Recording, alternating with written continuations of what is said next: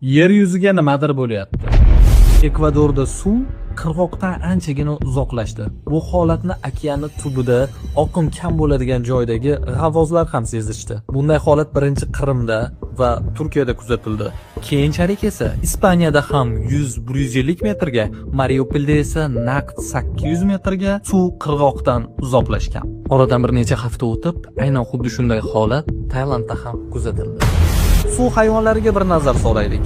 Akulalar birdaniga katta to'da bo'lib, xavotirli suza boshlashdi. Kit va delfinlar o'z xohishlari bilan xuddi nimadandir qochayotgandek sohilga chiqib kelishmoqda. Eng qo'rqinchlilardan biri Kaliforniyaning Janubiy Baja shtatidagi sohillarning birida suv sathidan naqd 3-5 ming metr chuqurlikda yashaydigan qiyomat balig'i sohilgacha chiqib kelgan. 15-20 kun oldin esa suvning tubida 5-6 ming metr chuqurlikda yashaydigan iblis baliq deb nom olgan afsonadagi mavjudot anchagina yuqoriga chiqib kelgan va ko'pchilik uni ko'rishga muvaffaq bo'lgan. Bu baliqlarni uchratish ham noyob, ham noxush holat degan gumonlar bor. Bu ma'lumotlar bilan hech kimni qo'rqitmoqchi emasman, lekin siz bilan men yashayotgan mana shu Yer planetasiga nimadir bo'lmoqda.